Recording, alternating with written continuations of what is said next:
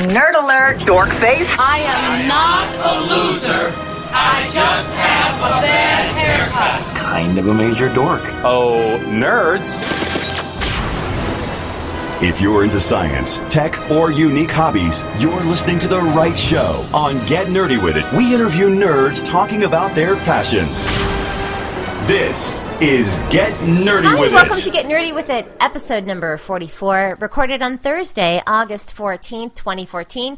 I am your host, Jennifer Ruggiero, and we have our awesome co-hosts with us tonight. And before I introduce them, I just want to say sorry it's been so long that we've been MIA. We took a summer break, but we're back and happy to be back at it. So first, Christopher Gagnon. Welcome, Chris. Hello, Jennifer. Glad to be back. How are you? Yeah, I'm well. So much has happened over the past couple of months. So how are you? I'm doing amazing. Oh, good. It's been a while since we chatted, so I'm really looking forward to catching up on the show. And also with us tonight, Mr. Gerard Truesdale. Hey, Gerard. Hey, how you doing? Thanks for inviting me back to the show. I'm so happy you decided to join us tonight because you did a great job on the show last time as a guest, and really happy to have you on as a guest co-host tonight. So thank you for doing that. Absolutely. Thank you. Looking forward to it. Yeah, sweet. So since it has been so long since we've connected, I wanted to ask you, Chris, what have you been up to? Have you gotten any new gadgets or gear or anything cool you want to talk about? I've always got something. Huh.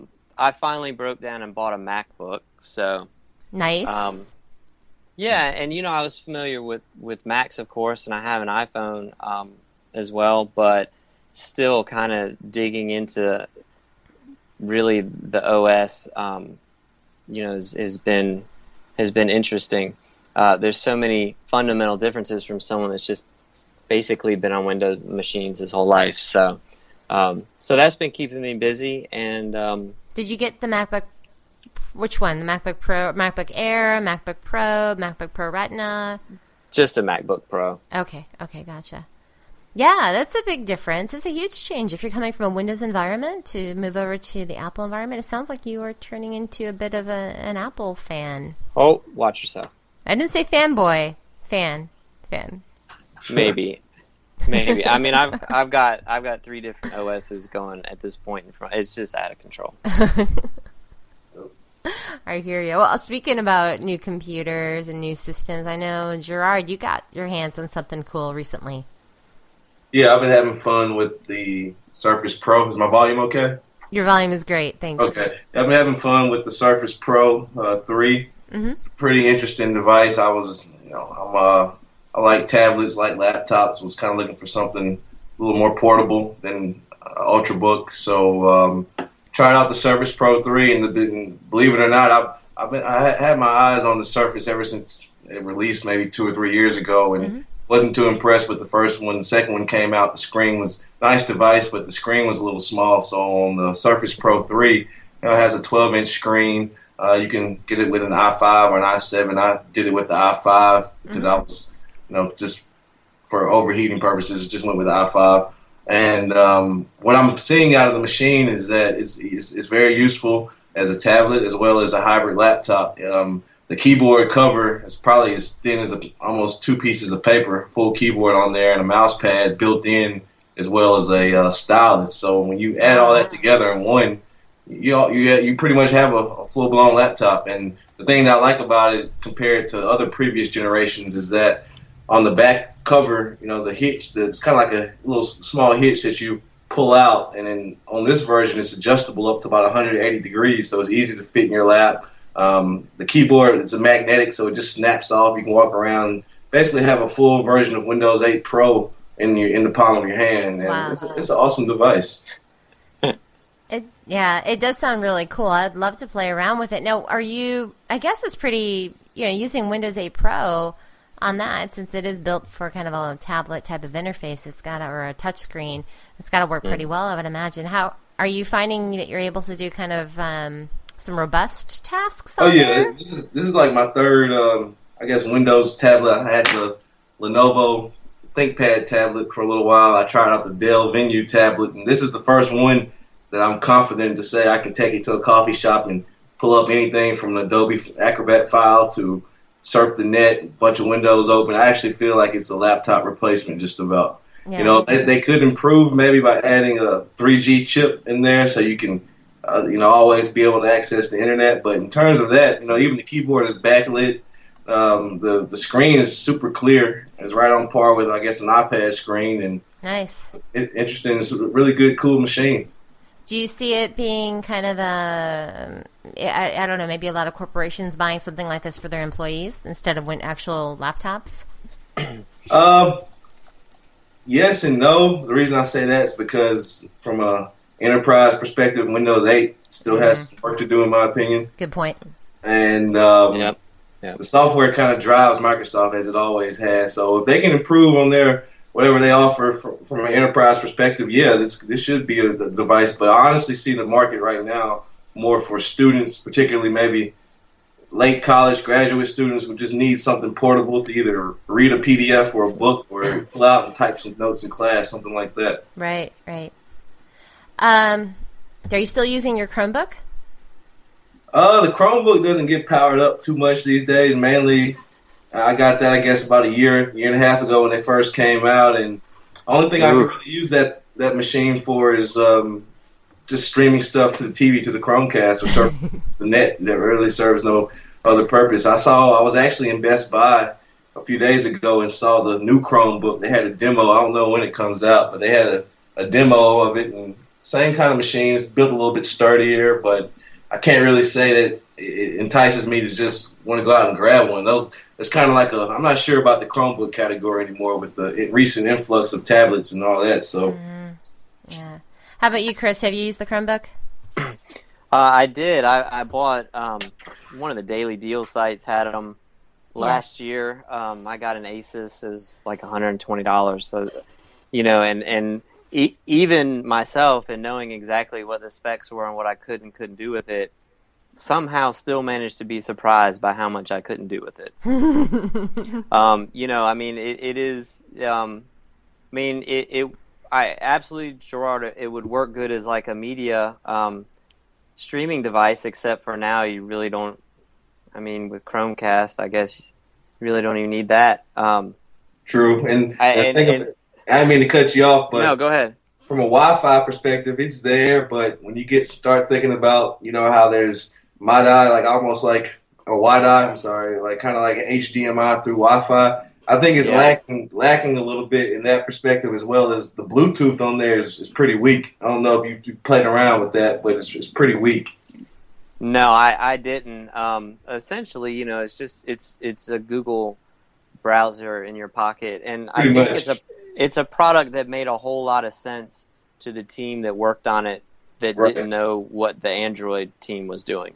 Because at this point, like you say, Gerard, that whole segment with the tablets and the dual use devices, I don't see a huge market for it. But the Surface is an interesting device on the same, because I hear you, Gerard, talk about opening PDFs or doing this or doing that, but like I have Apple and Android devices and MacBook, and everywhere I go, I can always do whatever I want now. The ecosystems are so good now. You don't even need third-party apps. So, so it's going to be interesting. I do think the Surface will find a market, and it's a beautiful machine. I played around with it.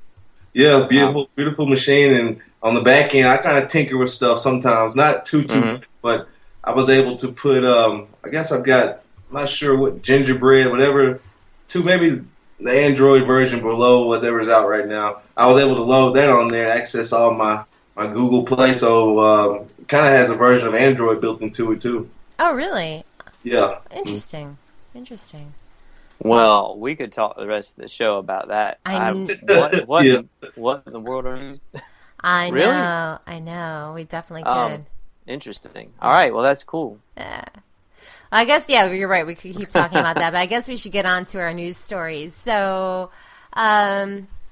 Shall I go first? Ladies first, or you guys want to go first? Yeah, sure. I think you should go first. All right.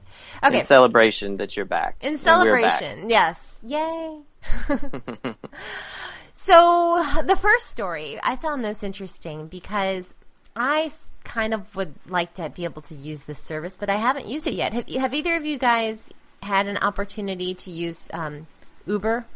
Uber, Uber app? I have not. No, neither have I. And They started up in Raleigh, though, I understand. Raleigh, Durham. did it start there? Wow. Wow.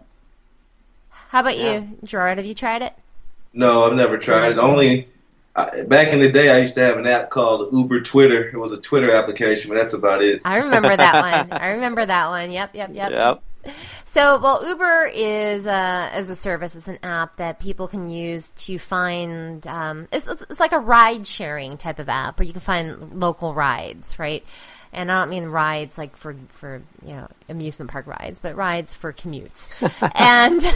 and so now Berlin. They moved into the Berlin market, but Berlin has ordered that the alternative taxi cab service, Uber, they ordered them to halt its taxi app in the city or to face steep fines. The Berlin Senate handed down the order just this past week, demanding that Uber stop offering its services in Berlin.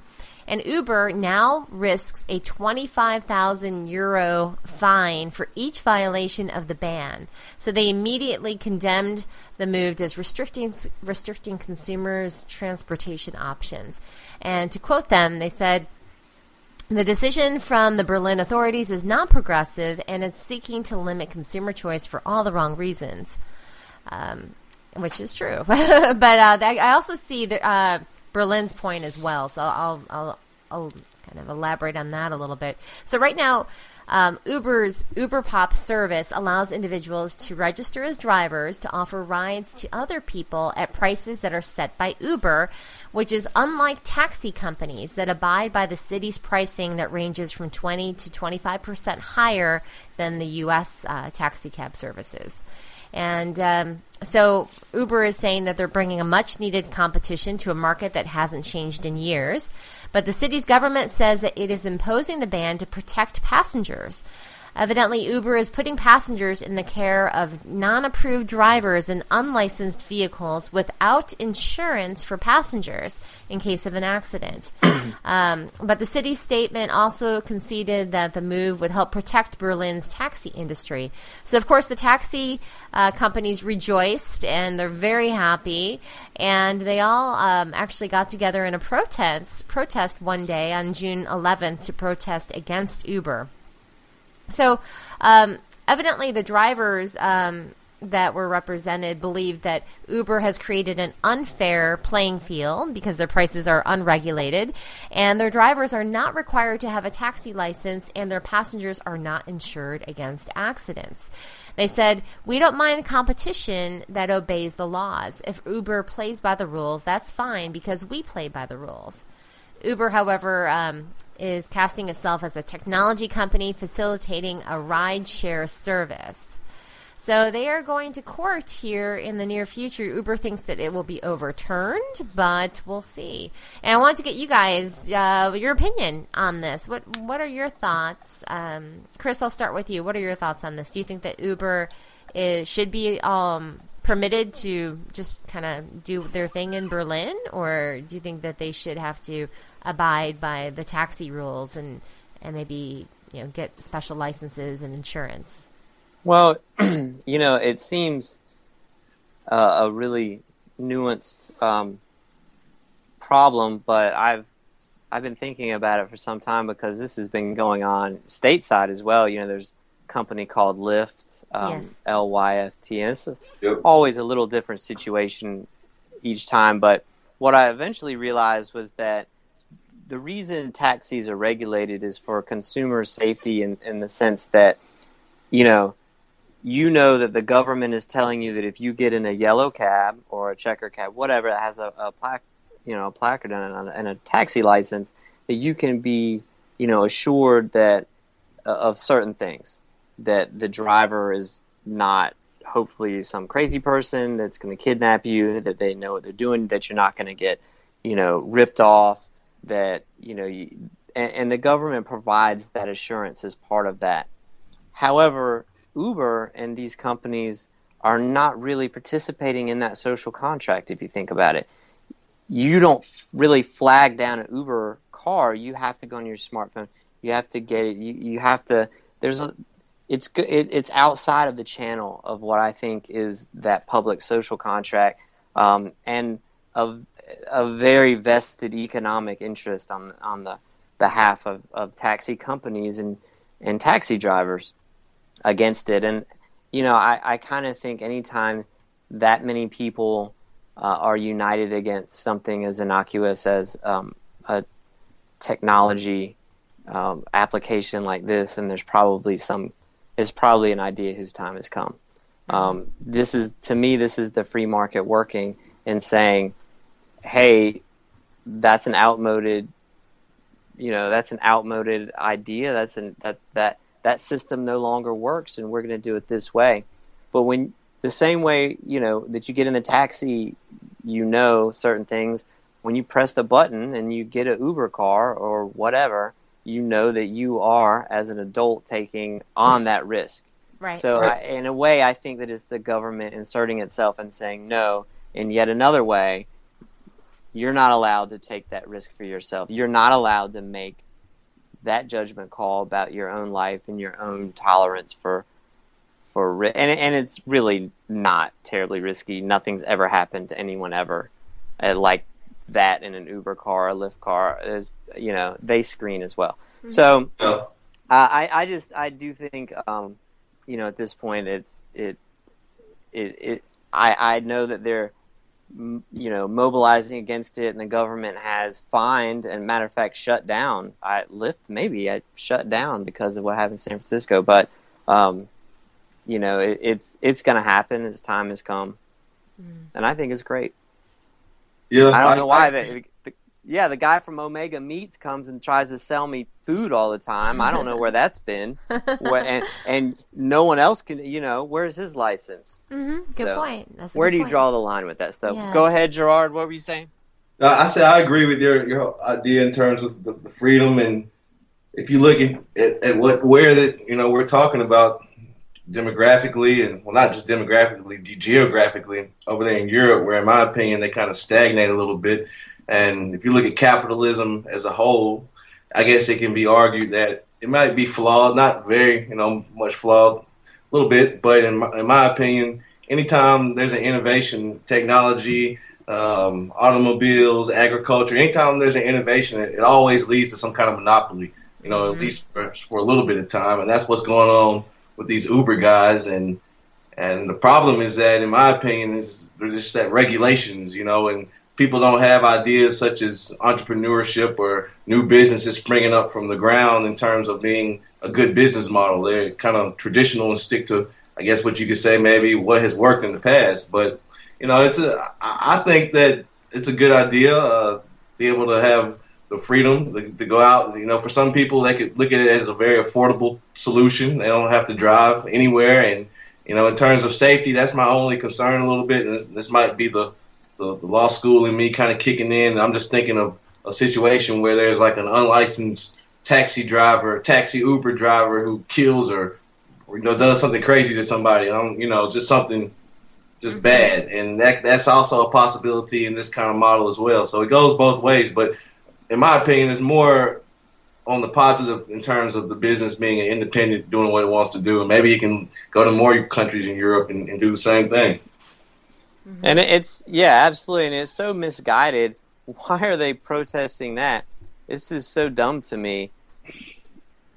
Do they not realize that they're not going to have a job in 10 years because of self-driving cars? Does that not? I mean, this whole thing is going to seem, to our grandchildren, very kind of romantic and weird and strange that it ever even existed. Yeah. Because, self-driving car and, That's right. But it's easier to vent that against Uber. I get it.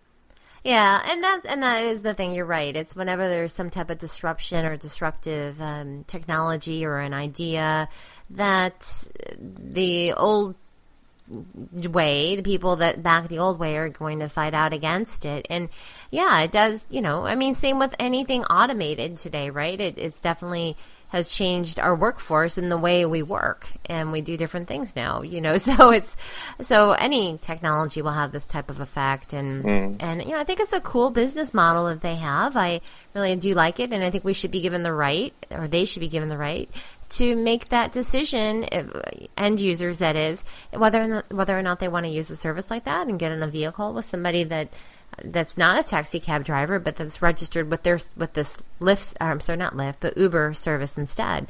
Right. And they should give that freedom to the people. So hopefully this will be overturned, and it'll be interesting to watch. So, well, I have another story, which I find kind of interesting. Speaking about apps, this isn't quite about an app, but it is. Apps run on our phones, so it's about a phone. But this one is coming from Mashable, and it's about being able to charge your phone through ambient sound. So there is a smartphone prototype that's out right now that is charged by ambient sound, such as noise at a football field or chatter from a restaurant, and it is quite amazing, actually, how this works. So I'm going to mention a couple of people here. Joe Briscoe and Steve Dunn from Queen Mary. They studied how playing fast tempo pop and rock music stimulated and improved the performance of solar cells. And this team wanted to create a device that could take motion energy and turn it into electricity. And to quote them, quoting Briscoe here, charging by sound and vibrations could help improve the usability of electronic devices and allow them to work for longer without worrying about having to connect to a charger. It would also be helpful to the environment if we can use a small amount of the waste energy, light, heat, sound, movement, in the environment. We can reduce the need for conventional electricity produced from fossil fuels. So now the general concept of harvesting vibrational energy using piezoelectric materials has been around for about 20 years, but the particular design of the prototype came from Briscoe's team's work on zinc oxide nanorods. And they're able to harvest this energy through a nano generator that allows the voltage to be used to power a device. So quite interesting. It's unclear whether or not this will actually make it to the smartphone industry, but it is definitely a feature that we could all use. So what are your thoughts? Do you guys think that you could see something like this actually making it to the smartphone industry, or do you think it would be shot down? What do you think, Gerard? I'll ask you first. I think it could definitely make it over to the smartphone industry, mainly because from a perspective, you could maybe even say it could kill the use of even having to need a battery in the phone, and environmentally, we don't need to dispose any cell phone batteries. That I guess all of these days, most phone batteries are built in, but still, I think that going into the whole nanotechnology of the effect of what can happen, it definitely could be brought into cell phones, because we're always looking for ways to innovate. We want more power, we want more energy, be able to use our phones longer. You can maybe even think about going to a football game or a basketball game, and that energy just off that right there can create enough of a volt or whatever. I'm not real big into energy and science like that, but it can make whatever the motion, it could turn that into energy to power up the phone. Yeah, like a voltage or some energy just to help charge up the phone, definitely. Yeah. Right, but I think it's definitely a unique thing, and could go over to cell phones, and maybe even, I guess, with the wearable technology coming out as well, it could be provided into some of that. Maybe have headphones that don't need any kind of power or battery or anything, period. Just links up. So this is kind of getting into the future, in my opinion, of where we're headed as a society and technology. Yeah. I love it. I think it's so cool. I would love to see this take off and actually work well and be built into other devices going forward. Yeah. How about you, Chris? I would love for that. I'm a little skeptical because if I'm in my car and have my iPhone plugged into the cigarette charger and am running Spotify and Google Maps at the same time, I'm fighting a losing battle against even charging my phone versus just kind of keeping it dead solid or losing 1% or 2%. Mm-hmm. So I mean, you know, they have this. They have I don't know if you guys know about their recently kind of figured out, and it's as actually a Duke University student got a lot of press last year, late last year for this, but using Wi-Fi signals to power not necessarily smartphone batteries, but what they're doing now is so, you know, the Internet of Things, you have all these things that are going to be connected, and one of the big hurdles in it is batteries. You know, if you want to put 100 sensors in your house, how are you going to power them? Because no one's going to go around and make sure 100 things, you know, have a power source or replace the batteries in it. Mm-hmm. So all these things I think are going to synthesize. Into, you know, devices, and like Gerard said, utilizing, you know, nanotechnology, maybe certainly some of the advances in superconductive materials that they've made recently, that you're going to have little devices that really don't require a lot of power that will never actually need a power source. So between Wi-Fi, because we're blanketed with Wi-Fi, or ambient sound, you know, vibration, all of its energy, yeah, and they're going to be able to do. I don't know that we'll have a smartphone without a battery, because, you know, it's like our devices keep getting more and more power hungry. You know, what is the thing that takes the most amount of power on our phone? The screen, the display. God, and I hate that. Right. And I refuse to. I keep mine on full brightness all the time. Yeah, I know. It goes so fast, and I hate that. I just want to keep it full brightness all the time. Period. Right, but what are the phone companies racing to do? Oh. Bigger, badder, mm-hmm. more power hungry display, and we don't. You know, so there's kind of a, you know, I don't know that math would add up to manufacture devices that are going to add a trickle charge in when we're using devices that are using like a ton of coal a day to power the display. Yeah.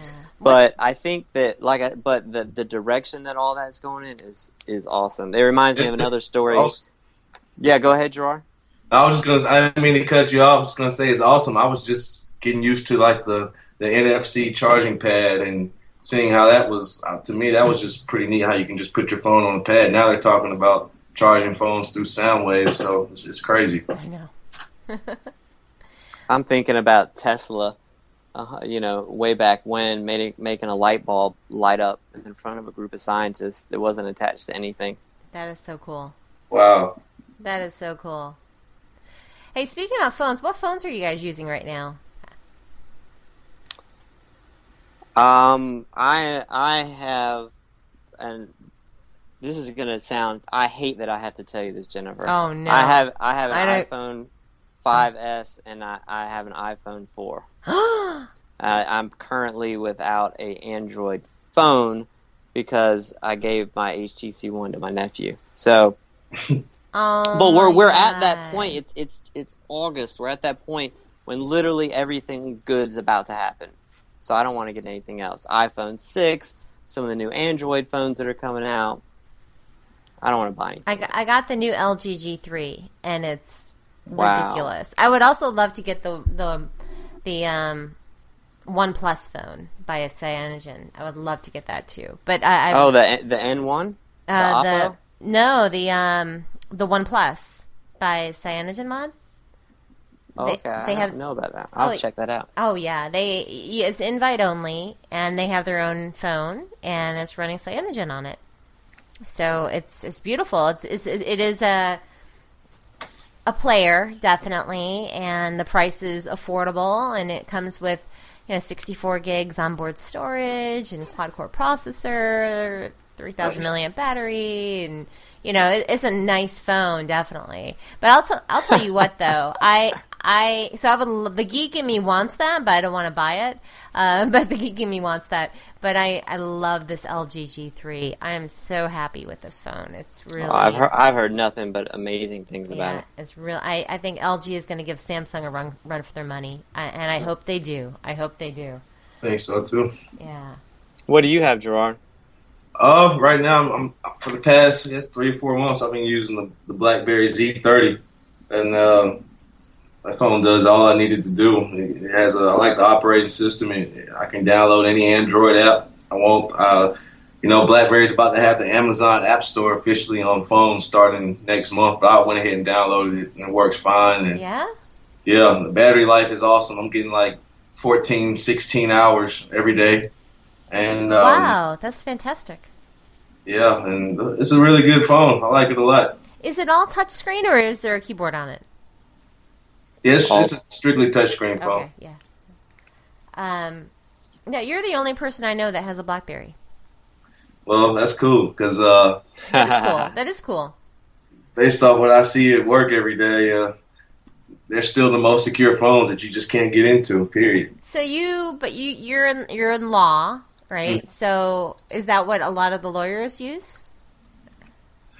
A lot of lawyers use iPhones, I've seen, or older BlackBerry. I've seen very few with my phone or a newer BlackBerry, but I think once that phone, the Passport, comes out next month with the keyboard, it's going to lure a whole lot of people. They have 2 phones, the Passport and I believe the Classic. And the Classic is basically a phone that looks just like the Bold that came out a few years ago, except it's got a bigger screen, touch screen, and a new operating system, plus a keyboard and a trackpad. So it's going to get everybody who's on that phone, or maybe convert some people back. You never know. Wow. Yeah, maybe some people are just kind of tired of. I think what it is, maybe some people want something new too. Something different that, and they're kind of tired of the other, or all the mainstream OSs that are out there. Yeah, I wish they would just market it a little bit. Just market it up, because the operating system on all the new BlackBerries with the BlackBerry 10 is QNX, and QNX is the same system that they have on NASA with the dashboard. Some cars use QNX. Mm-hmm. It's just they're not marketing to consumers. They're marketing more to business, and hopefully with the guy that they just hired, marketing wise, they'll get back to a consumer thing. But I'm not sure if it'll ever be what it was. But for them, I like the direction they're going. This new guy, John Chin's turning the company around slowly but surely. That's good. That is good. We need more players in the game. So, and it is sad. I mean, I was a BlackBerry fan years ago, and that's what I used. That was my main go-to device, was my BlackBerry, and it's really you don't like to see anybody like that not make it. So I really do hope that they can turn things around with this. So good stuff. And what do you have, Jennifer? No, the LG G3 and the 5S. That's it? Just 2? That's it that are personally mine. I have been playing around with all the others, the GS5, the HTC One M8, the Note 3, all that stuff. But but I don't really, But yeah, my main personal ones are the 5S and the LG G3, and I'm looking forward to Apple's announcement on the 9th and to see what's going to come. So, I think you have, speaking of phones, I thought, Gerard, didn't you have a news story? I saw you had some stories up, and I saw one of them was about Samsung, I think, right? Oh, yeah. I was just, looking at phones and everything, and evidently they have it's what they call a S5 Prime, mm-hmm. and it's an S5 Prime LTEA phone, and basically it's, how phones come out, and then there's a little version that might come out after it, and people are kind of like feeling like, did we get screwed over? Well, what happened? Why does this phone have more power than the one I just bought a month ago? Yes, this is a perfect example of that. I hate that. It's like, I know, you buy something and then boom, next month there's a new one. I know. Mm-hmm. So, what's interesting though, if you look at an S5, I guess the one that they sell in Best Buy or what you sell at your store, it's Sprint. It has the same dimensions as that phone, except it has a gold trim. That's the biggest difference. And also on the back, it has an LTEA logo. And that's really the only thing from a aesthetic, appearance perspective. That's the only difference. But then if you look at the internals, it's a totally different ball game. Oh. From the research that I did, it has they both have the 5.1 inch screen, but this one, the resolution, instead of like the 1280, this one has a 2560 by 1440 OLED screen. So if you look it up, the screen is a lot brighter and clearer than, I guess a regular S5. In terms of the processor, it still has the Snapdragon, but instead of the 801, it has the quicker 805, and then it has another gigabyte of RAM, pushing it to like 3 gigs. And then I looked up, I guess, LTEA. I never really heard about that. It's LTE Advanced. Are you all familiar with that at all? I just know LTE. LTEA, I have not heard of that either. No. Is that like... from like a geek tech perspective, in the United States, we have LTE on our phones, and that's what they call a Category 4, which goes up to about 75 megabytes per second. Over in Korea, where this phone is currently right now, they call it LTEA. That's Category 6. That's a Cat 6. That's up to 225 megabytes per second. Oh, man. Let's move there. No, I'm kidding. They're flying over there almost faster than broadband, super fast speeds over there in Korea. And that's the only place you can find that phone right now. I just thought that was worth bringing up because it's a very powerful phone. It's pretty unique and we couldn't really utilize it over here from a network perspective, but maybe that just goes to show you what's coming our way one day. Oh gosh, I cannot wait. I would love to see networks like that. Cool stuff. Anything else you got? I had another article. I'm into video games a little bit, and I thought I'd kind of change it up, talk about, I guess, Alienware. Are you all familiar with them? I am, yeah. I guess they're pretty much like a division of Dell now with their machines, but they're getting ready to release a machine called the Alienware Alpha.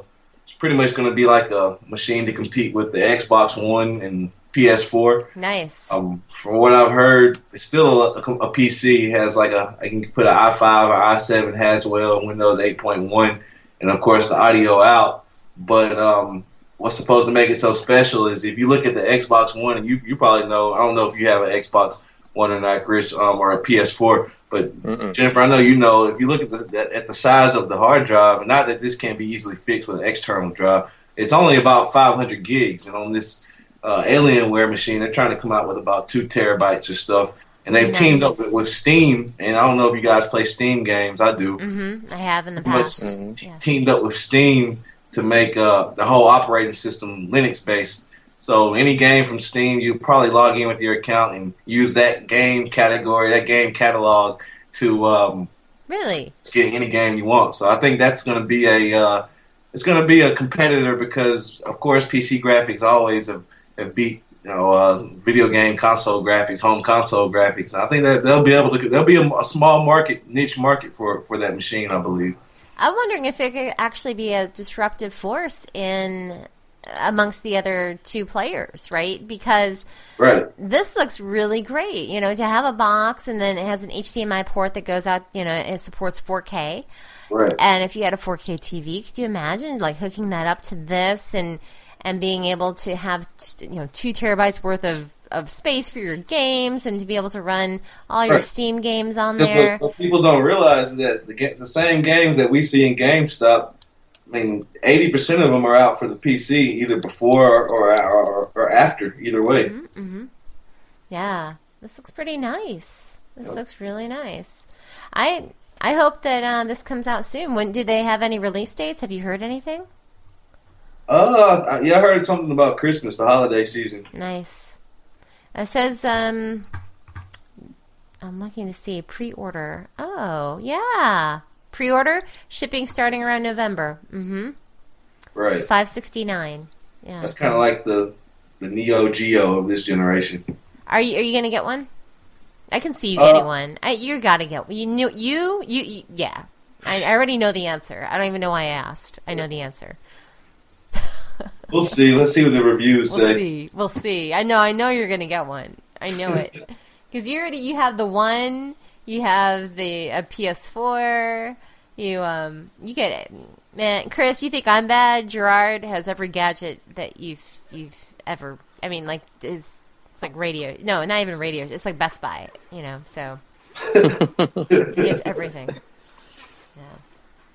How about you, Chris? What do you think about this? Yeah. I have zero. I have nothing to contribute to this. I know you're not a gamer. I mean, but I'm not like against being a gamer. I just never was really around it, because my parents were crazy. So, and then wait, and so then you didn't have a Nintendo console growing up, like an NES system or a Sega or something growing up? Well, I had the original NES. Mm-hmm. I did have that. I loved that. That was so much picked fun. that up, right? But the only games I was allowed to have were the sports games. And the sports games all the games were terrible. The sports games were especially terrible, I think, back then.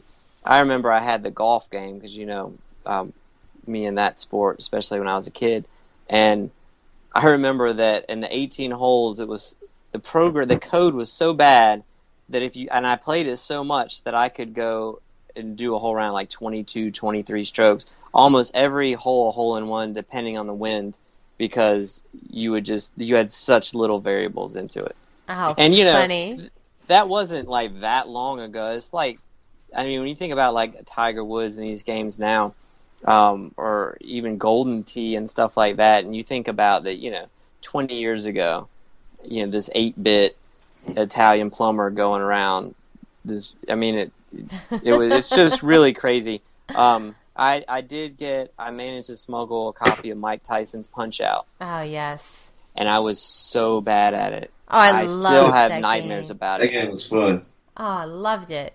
I never beat it, but I've never beat any video game ever. Really? Really? Yeah. You guys, you're so sorry from here. Like, you haven't had you that missed out. experience. You missed out. Like, you have this game and it's hard, and then you put. I get it, believe me. And then you do it, and then you finish it, and it's feeling of satisfaction. You got it, and especially games today because you can finish it so many different ways, and there is no finishing a lot of games. But it became a thing where, by the time I was 18, 19, 20. I was old enough to do what I wanted, and that's when some of the really cool consoles were hitting. I was doing some completely non, standard stuff with my life to where I didn't have a chance to get caught up in it. Yeah.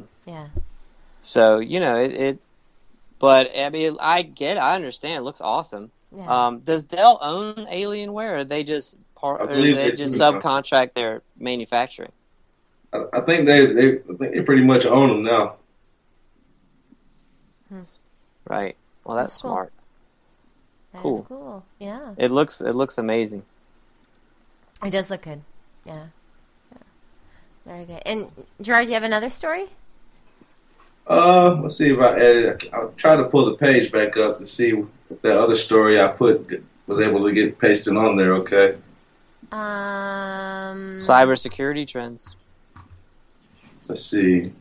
Yeah, cybersecurity trends. Oh yeah, cybersecurity trends. That's something that I guess I'm getting a little bit more interested in here lately, because I'm seeing here just breaches of different companies lately, and considering everybody wants to know how secure everything is, I wanted to just look up security trends for 2014 and pretty much what I can. I don't want to talk about each one of them, but there's a few on here that are pretty much worth talking about. And one of them on there is how pretty much attacks these days are getting more and more destructive, coming from different sources, more powerful sources. They're saying that they're damaging computer systems, and stored data could be a major problem here in the future, especially in the cloud. And it's mainly, they say, it's a political and cause-focused hacktivist group that target different corporations, different sites, different businesses. And I'm not too familiar with the names of these hacktivist groups, but I do know of the government seizing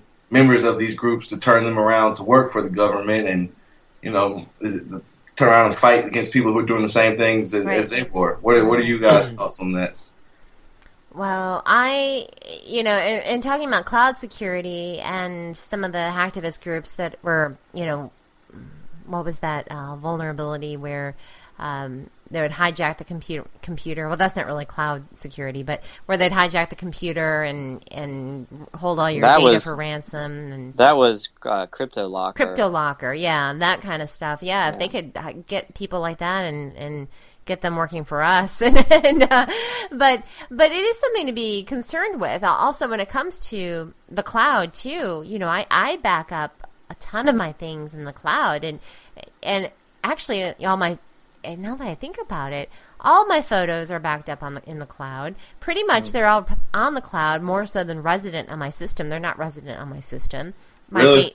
My data is not resident on my system. My data is backed up in the cloud.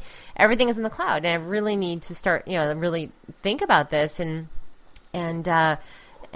get some. I do have some external drives where some of that data is stored on the external drives, but a good portion of it is in the cloud. I'd say 99% of my photos are in my cloud rather than on my externals. Yeah.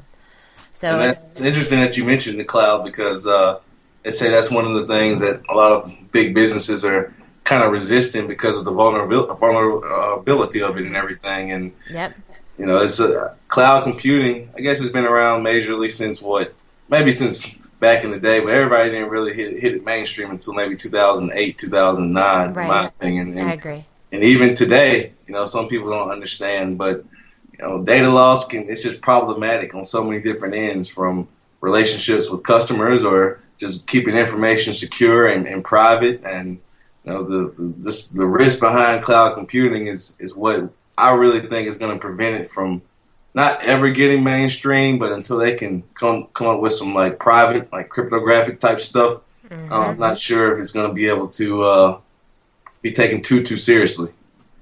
Yeah, it's interesting. It's definitely it is a convenience, right? Because people can, especially even from a corporate standpoint, it's very convenient because if they are using, let's say, their cloud is within their ecosystem or their structure, their infrastructure, and all employees' data is stored there, then they can seamlessly hand off and between machines and devices. And so in that regard, I think it makes sense. But then from a personal regard, it's also, I think it's great to have a cloud backup, but then you have to kind of realize, what if something happened, and what if you didn't pay your Dropbox bill and all of your stuff is gone? Or, you never know. You're putting all of your faith in someone else's hands. So I think it is really good maybe to have a secure backup online and at home as well, and off-site is also, whether or not people actually do that, I doubt it. Some people do. But, yeah, this is just... Online security is a huge issue. Cloud security is a huge issue. And I'm not really explaining it too well. Yeah. Chris, what are your thoughts on it all? Well, and actually, if it's okay with you guys, my first story actually deals with this. Oh, yeah. And actually, and then on the flip side, the app that I picked for this week, Jennifer, will come back to it. Oh, cool. But, there's two ways, there's two viewpoints. The first thing is you have to understand when we talk about it, we have to make sure we're using we're sharing the same vocabulary. That when you say a word and I say a word and this person, that we all mean the same thing. And, the cloud and cloud computing is a huge example of why, how that's so important. What is it? And it's not just asking my mom, Jennifer, or your mom to explain what the cloud is. I mean, fairly technically savvy people don't really grasp the whole concept sometimes. Mm-hmm. But there's two viewpoints. You have to look at it, and Gerard touched on this. Are you looking at it from a company that is in the cloud or a consumer? I recently led my organization to migrate over to Drive, new Drive for Business. We were using an amalgam of Teamwork, Dropbox, and then we had, an X Drive, a remote login that had our sensitive documents on it. And, there was so much resistance inside my organization to moving to Drive, and it was eye-opening for me because I had to explain, to all these people over a period of time why it was a good idea. But now, if you're a company looking at it, it is very difficult to try to get people over that hump if you don't have an evangelist there for you. From a consumer standpoint, it's really somewhat irrelevant because, guys, when we talk about computer security and online security, we're already wrong because there's none. We don't have it. I read a great article today, and I could, I used to show people a couple of things. There's a great piece on Medium I've talked about, and there's other pieces that talk about the vulnerabilities that all of us have, the things that are really being done. And what I found is that most people really don't want to know. They'd actually get angry at me for telling them about it. But, there's no security. The article today, the guy talked about the way that he stays secure is by assuming that he's going to be hacked 3 to 4 times a year. He says he gets at least 5 attacks a day on his Dropbox. He gets, he has to change. And, wow. And he's someone he's a writer in the tech community, so obviously he's a little more of a target. But I mean, in dealing with people, I don't know if you guys have noticed this on a day-to-day basis. Like, I have 2-factor authentication set up on my Apple ID, on any Google login, on all my banking. You can't, any transaction on a debit or credit card is immediately pushed to my phone and immediately emailed to me. I mean, I use Dashlane to change all my passwords every couple months. When you don't do that, when you don't take it into your own hands, and it sucks. I mean, I have to spend whole nights just doing that sometimes. Yeah. But I've never been hacked. I've never had $1 stolen from me. Even to the point where just the other day I got all these notifications, and turns out someone I knew was trying to get into my Dashlane account. Oh, really? But and I thought that for the first time, but I have 2-factor authentication set up on that as well. I mean, and it is very. Do you know who it was? I do know who it was. So should we call them out? No, I'm kidding. So that was a funny conversation. Wow. Well, because I was able to go back on the IP and figure it out. But going back to the cloud, though, so basically, it's not going to be secure. Anytime these information, these bytes, kilobytes, megabytes, gigabytes leave this machine and go somewhere else, it's not secure. However, it's not that much more secure at your house. So if you have an external at your house, when you really think about it, there's any number of things that can happen to render that data useless. I know of more than one person who's just had their whole life on this external and it just corrupted. Oh, yeah. Or it was in a flood or a fire. Yeah. So having one copy of that there is not very useful. And Jen, you talked about having something in the cloud and something there.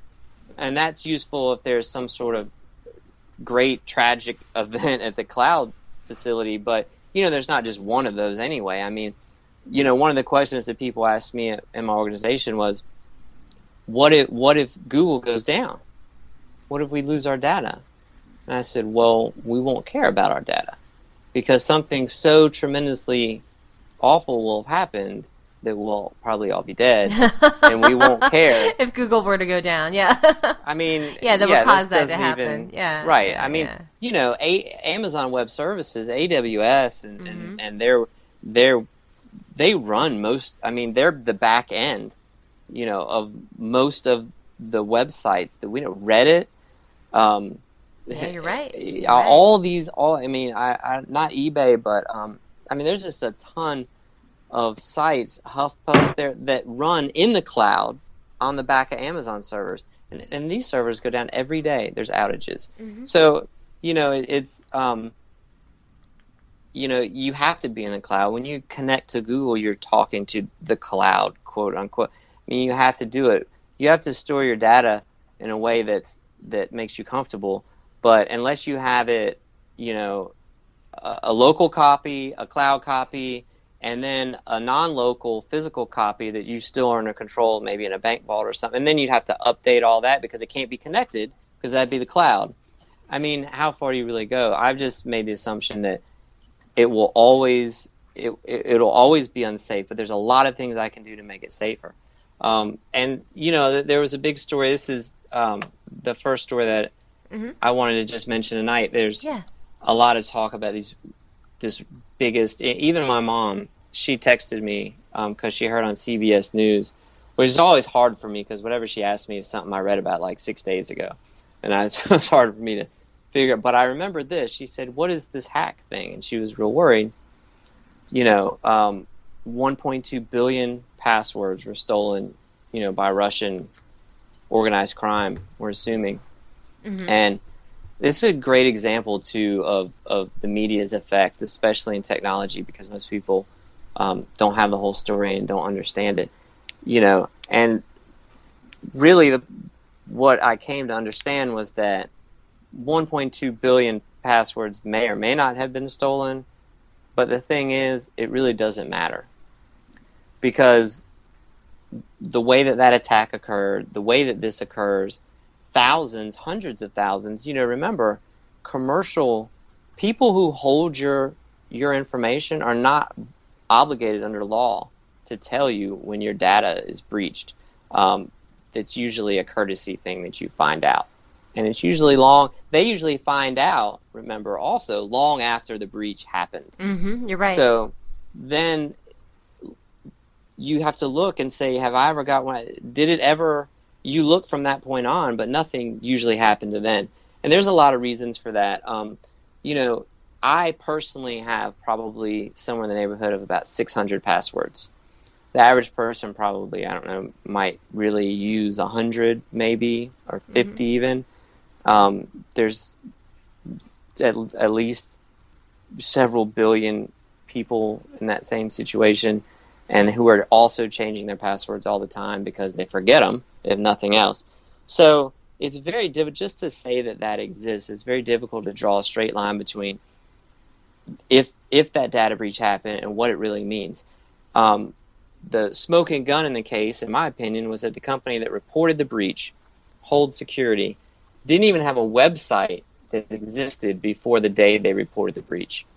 And they also conveniently offered a service where if you pay them $120, they'll tell you if one of your passwords got breached. Now, let me explain just so you see. So there are people that paid them $120 to see if their password was breached without realizing they could just go change them and it wouldn't matter. Stupid people. So it's just not really understanding what's going on. How are people so stupid? No, they don't think. People don't think. That's what it is. People are just so, this tech thing, and I don't understand this tech. No, don't get over it. You need to start understanding it. If you would just try, maybe you could understand it. Yeah, people don't try. That's what it is. They just, I don't get this tech stuff. I don't understand. That's BS. If they would try, they could. But what gets me is some people, a lot of people take pride in it. You'll hear them take pride in their voice and say they're proud that they don't know it. Yeah. They think that is some sort of mark of character not to know it. And, it's kind of sad. On the passwords and talking about security, you guys, their passwords won't even exist very soon. Already, I have biometric on my iPhone. I use a variety of things. To log into all my WordPress installations, I use a plugin called Clef. Have you ever seen that, Jennifer? No, I haven't seen that. Clef. It's very cool. It runs it plays a pattern of light bars on your screen, and you just hold your phone up to it when the app opens, and it's talking to itself, and it verifies that it's looking at what it needs to be looking at and it lets you in. Oh, that's cool. Oh, Well, right, and so these are the things that are coming. They're already talking about the death of passwords. The safest thing to use now is like just a phrase with spaces in it that no one. I mean, you can't even really. Computing power is so cheap. I mean, you can brute force almost anything. Mm-hmm.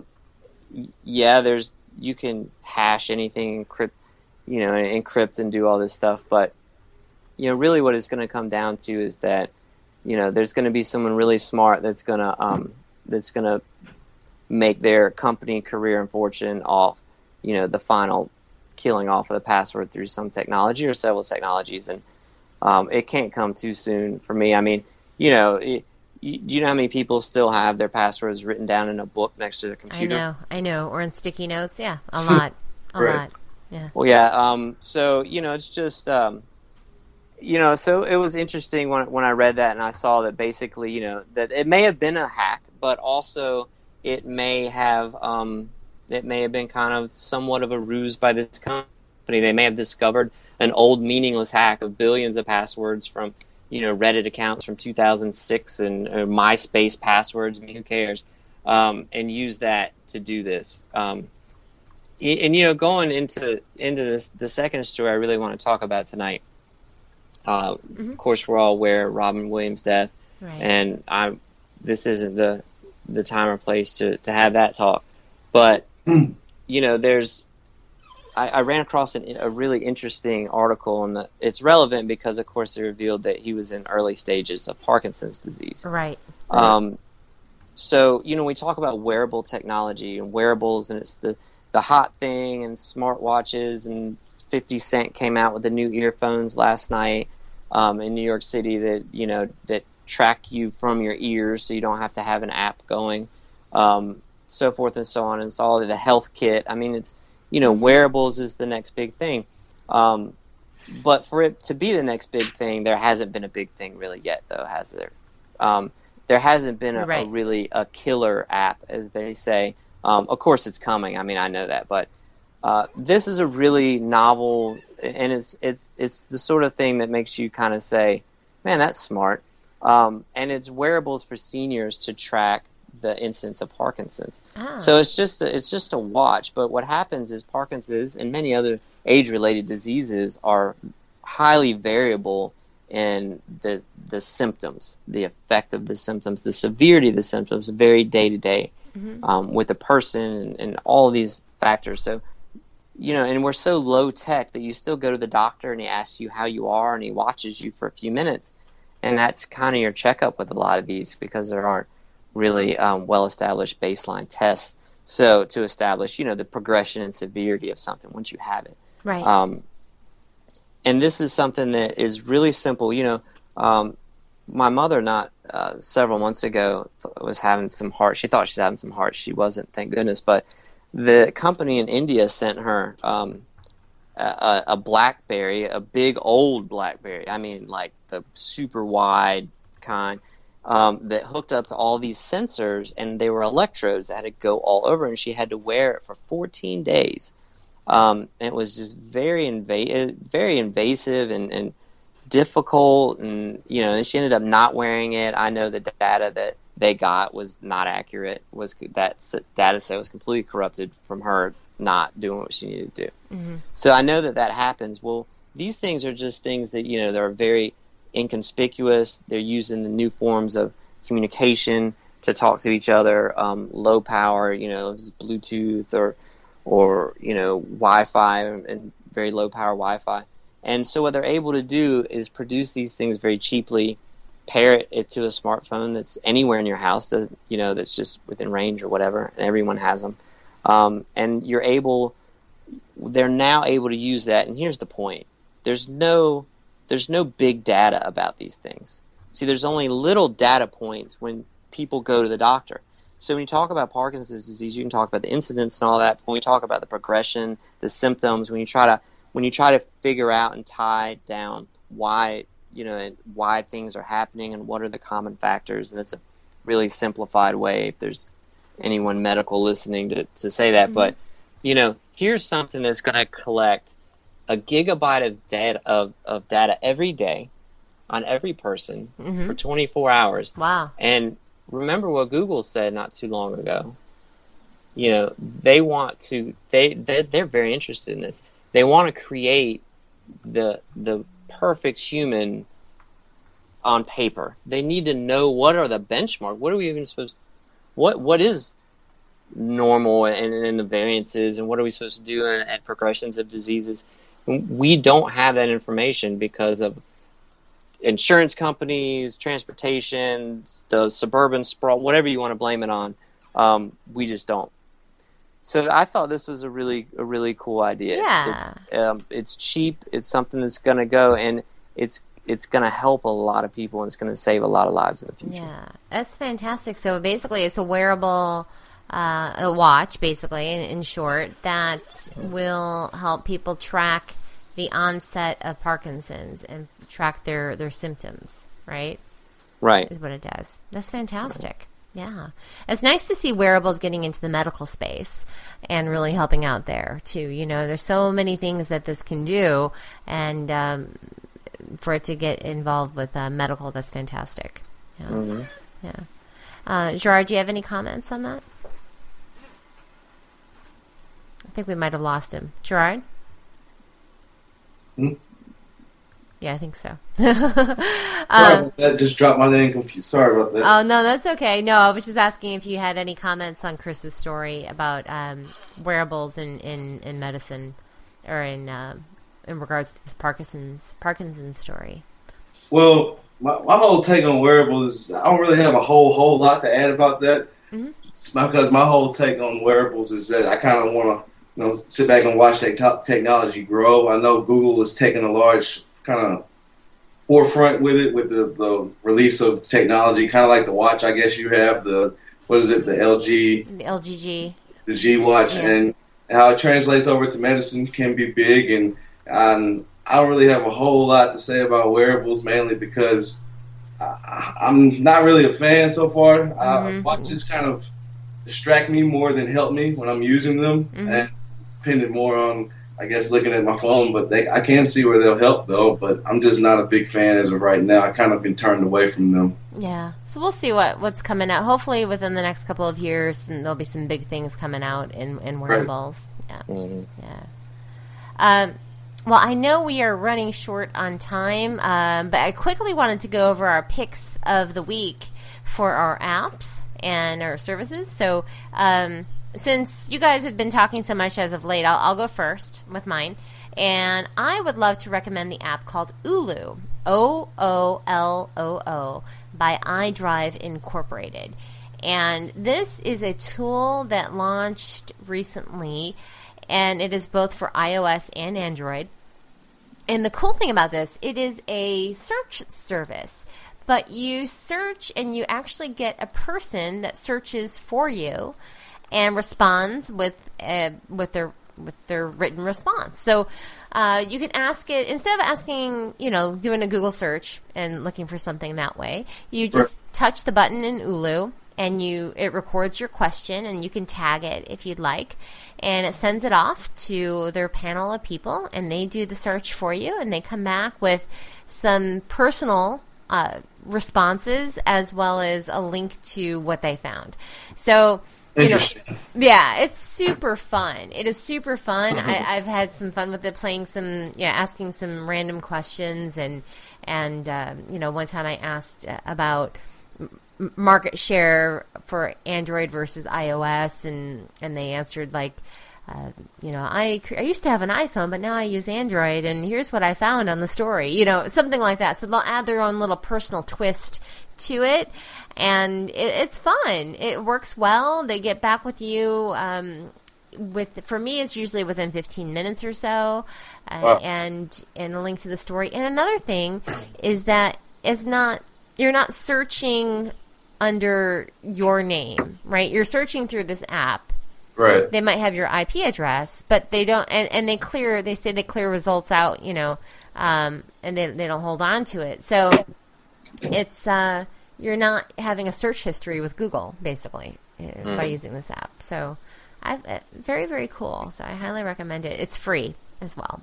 Cool. Yeah. What do you have, Gerard? I put up an app. I'm sure you have all have used it. It's Evernote. Love it. Yes. Yeah, I love it. Use it a lot with my nonprofit in terms of keeping everything together in order. And what I like the most about it is just the functionality from the mobile perspective. You can download the app on your phone, literally upload anything from movies. I mean, not movies, but videos to notes that you're taking at the time. It's good for groups of individuals who are working on a project together. You can really enhance the way you all communicate.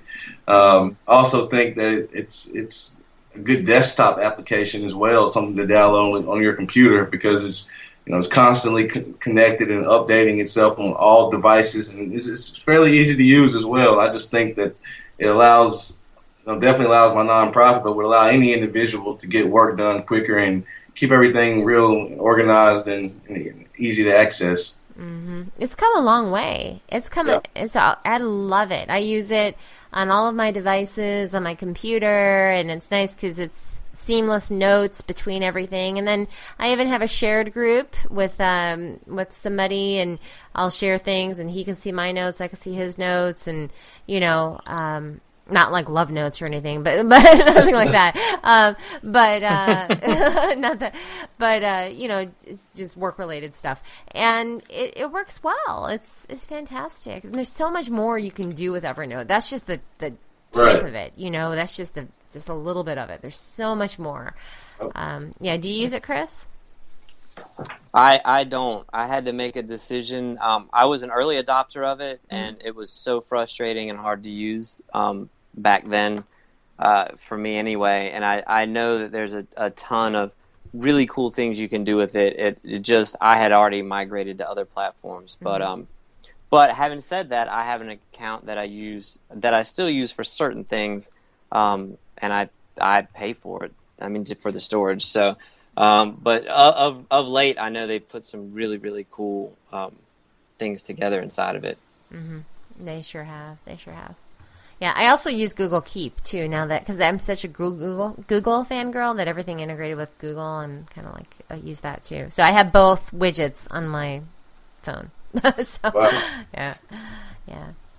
And Chris, do you have an app or a service? I do, and I'll be brief with it. It's called Picture Life, and I used to use automated camera backup. I used Dropbox. I used Google Plus. I used Facebook Sync.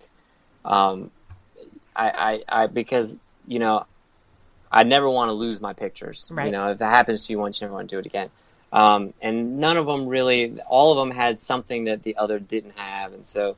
Or they were a little better at something that I couldn't live without. This is a fairly new app. It's picturelife.com, and it's an Android app as well as an iOS. And it's just the most complete. It's the best solution I've ever seen. It's the by far and away really? the best picture. Oh, I absolutely. Their web app is gorgeous. It breaks things down. It makes stories for use. But then it has a timeline view, an album view. It can separate out your EXIF data and group it by places. It can identify by face. Once you identify one face, maybe a couple times, then I can hashtag it, and it'll go through, my 30 or 40,000 pictures, and it'll just pull out. So you can actually hashtag things, and then it'll find those things. It's just, and the app on iOS, and Android both are beautiful and a joy to use. And I don't have to worry about hitting the wrong button and sharing it on Facebook or Google Plus, which is a real possibility. Yeah. Google Plus will get you. Yep. Yeah, well, that's how they're invested in you sharing. So they're really only providing this service so that you'll have more of your content with them, because they know eventually you're going to share it some kind of way and you'll be more engaged with their platform. And I get that, that's fine, but pictures are a personal thing. I tried this app out when probably the second day it hit the App Store, maybe last month or the month before, and immediately went premium. Really? I pay, and it's. I think You it's do not the solo terrible. plan for $5 a month? No, I have the family plan. I have 100. Oh. I actually have 109 gigabytes with them. Yeah. But you know, I have a lot of pictures. So I have everything there now. I mean, I have had to go to Flickr, to PhotoBucket, to all these various things I've used over the years, and have collated everything here. Did it automatically pull from there to move it over, or did you have to manually download everything and then send it over? It pulls from Flickr, Facebook, Instagram, the usual suspects. But not Google Plus, because they're not open to be worked with. Not Google. Absolutely not. Well, you know, Google Plus is about to go away, and they're about to spin off the photo part of Google Plus, because I love the photo it. part. I love the photo part. And so that'll be the only thing in Google Plus that remains. But certainly they're not going to let that go now. No, I agree. And it doesn't integrate with Dropbox. It does, but it doesn't go in Dropbox. Scan your Dropbox for all what you have.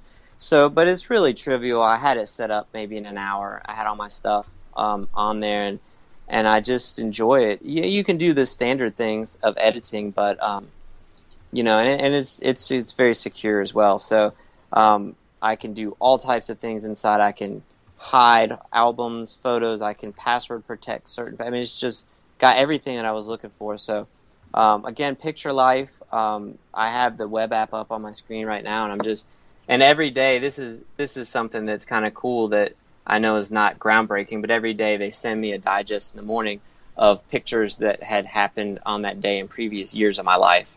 Mm-hmm. And there's a lot of apps that do that, but it's just something they just threw. There's something they just throw in because I think they're really interested in giving their users and being, you know, their solution. So I've been real impressed. I have to say, they better act right because they got all my stuff.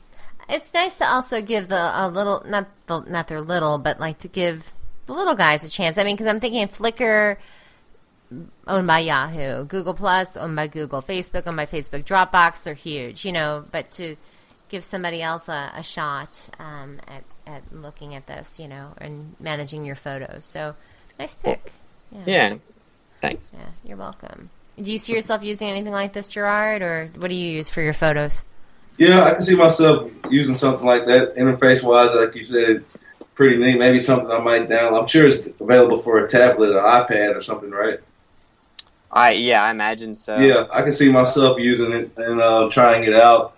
Right now, for the most part, I just have my pictures through Dropbox, mainly because on my phone, when you take a picture, it automatically backs it up on Dropbox. So I keep all of them up there pretty much, and also use iOS, I guess iPhoto on the on the Apple computers as well. That's a really good program. And I like how on iPhoto you can even get, I guess, your whole gallery from Dropbox streams right on into your library. So that's what I'm using right now. But I'm definitely going to try this out and see how it works. Yeah, I got to check it out too. Give it a shot. Mm-hmm. So yeah, I'm using G+, Dropbox, and Flickr for my photo backup right now. So nice. Yeah. Well, this has been great, guys. I'm sorry we ran over. It's just been so long since we've done the show and so much to talk about. So, but we all had some great stories, and I couldn't have done this without you all. So thank you. You both are awesome. Thanks for the invite. Sure. Thanks, Jen. You're welcome. We're just supporting your awesomeness. You're crazy. Crazy. So where can we find you online, Chris? The easiest place is probably flashgagnon.com, Okay. FLASHGAGNON, or at FlashGagnon on Twitter. All right. And how about you, Gerard? You can just find me on Twitter at Gerard Truesdale, GerardTruesdale, and that's pretty much the best place to get me. Okay, cool. And for me, I'm JenniferRuggiero.com. And of course, for the show, be sure to check us out. We're at GetNerdyWithIt.com. We're also on Facebook, Google+, Twitter, all of that stuff is on our website. And also check us out on iTunes. Leave a comment, if you will. We're on Stitcher Radio, iHeartRadio, Podomatic, SoundCloud, Spreaker, and we have an Android and iOS app. So be sure to check that out. Thank you for listening to Get Nerdy With It. Join us each week as we interview nerds talking about their passions. Oh, nerds. And be sure to visit us at GetNerdyWithIt.com.